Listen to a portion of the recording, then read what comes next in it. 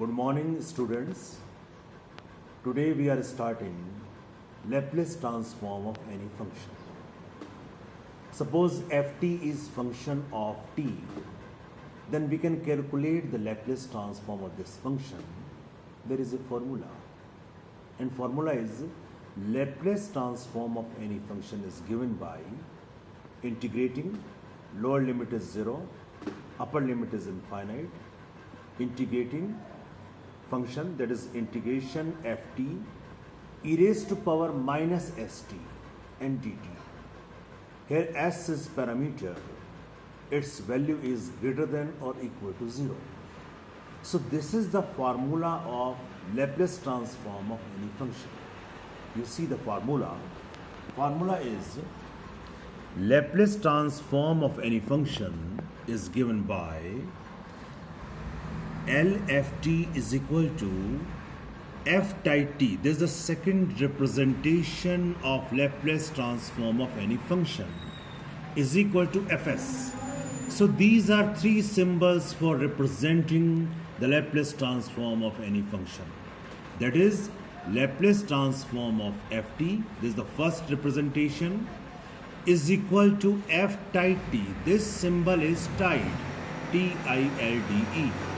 Here L is silent, so this is tilde. This is the second representation, and third is fs. All these three are symbols for representing the Laplace transform of any function. This is given by integration 0 to infinite, then e raised to power minus st, that function ft and dt. Lower limit is 0, upper limit is infinite.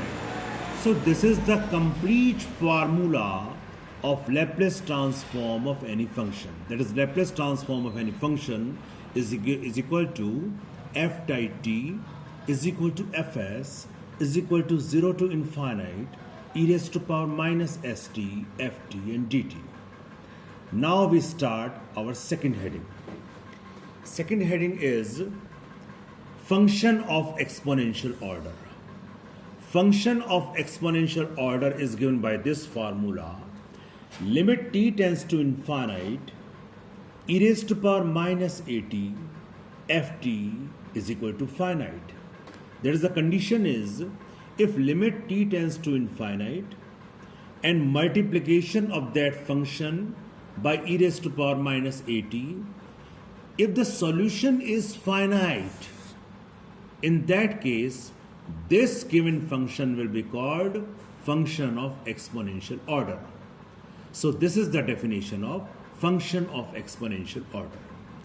Now, so as I have told you, this is the complete formula for function of exponential order. Now we start function piecewise or sectionally continuous function. Piecewise or sectionally continuous function, for explaining it, let us plot a graph between ft and t. On the x-axis we are taking time t. On the y-axis we are taking function ft. Suppose we plot a graph between ft and t, and this is like this.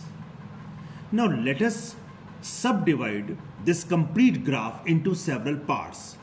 This is the first part, second part, third part, fourth, fifth, and so on. If in these small intervals, if in these small divisions, given function remains continuous, in that case, that function will be called piecewise or sectionally continuous function. So piecewise or sectionally continuous function will be a function which remains continuous in several parts or several divisions. Now let us start new heading, which is function of class A. Function of class A will be that function which is function of exponential order, as well as it is piecewise or sectionally continuous function. If any function satisfies these two conditions, first condition and second condition, In that case, that function will be called function of class A. Okay, now new heading. Now we will have to calculate the Laplace transform of different elementary functions.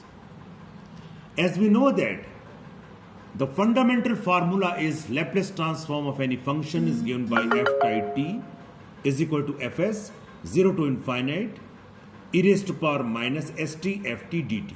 Here t is greater than or equal to 0. We can calculate Laplace transform of these functions. This is the first function, second, third, fourth, fifth, sixth, seventh and eighth. So these are 8 functions and we can calculate the Laplace transform of these functions. And we will have to prove that the Laplace transform of first function, that is Laplace transform of 1 will be 1 upon s. Laplace transform of t will be 1 upon s square. Laplace transform of t raised to power n will be factorial n upon s raised to the power n plus 1. Laplace transform of e raised to power at will be 1 upon s minus a. Laplace transform of sin at is equal to a upon s square plus a square. Laplace transform of cos at is equal to s upon s square plus a square. Laplace transform of sin hyperbolic at or Laplace transform of sin at is equal to a upon s square minus a square.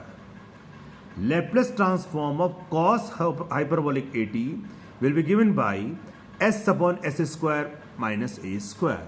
So we can prove these things. Let us take first, there is Laplace transform of 1 is 1 upon s. This is the derivation. By this derivation we can prove that Laplace transform of 1 is 1 upon s. Basic formula, fundamental formula is this.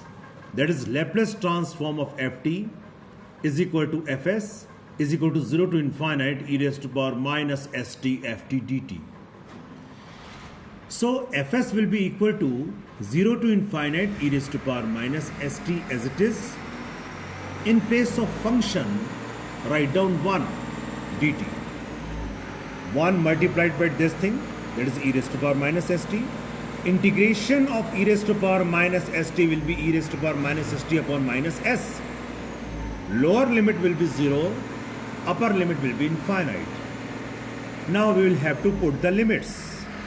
So this is the upper limit, e raised to power minus infinite minus e raised to power 0 is equal to upon minus s. E raised to power minus infinite, as we know that e raised to power infinite is infinite, so e raised to power minus infinite will be 0. So in place of e raised to power minus infinite, let us put 0 minus e raised to power 0 is 1. So it is minus 1 upon minus s, that is 1 upon s. So by this manner, we can prove Laplace transform of 1 will be 1 upon s. Now let us take second elementary function, which is 1 upon s. Again, the basic formula is Laplace transform of any function is given by fs is equal to 0 to infinite e raised to power minus st. Put that function, and that function is t dt. Now this is product of two functions, and formula is this t remains as it is and do the integration of this function e raised to power minus st, which will be e raised to power minus st upon minus s. Limits will be 0 to infinite minus integration 0 to infinite. Now differential of second function, which was t. Differential of t with respect to t will be 1. And integration of second function, that is e raised to power minus st upon minus s and then dt. So we have put the formula. Now this is fs. Here this will become 0. Minus minus will become plus, 0 to infinite e raised to power minus st upon s and dt. Now, integration of e raised to power minus st will be again minus 1 upon s. So it will be minus e raised to power minus st upon s square 0 to infinite. Now put the value minus 1 upon s square as it is, e raised to power minus infinite minus e raised to power 0, minus 1 upon s square, again e raised to power minus infinite is 0, 0 minus 1. So fs will be equal to 1 upon s square. So by this manner we have proved that the Laplace transform of 1 will be 1 upon s square. By this manner we will prove in the future Laplace transform of another functions. Thank you.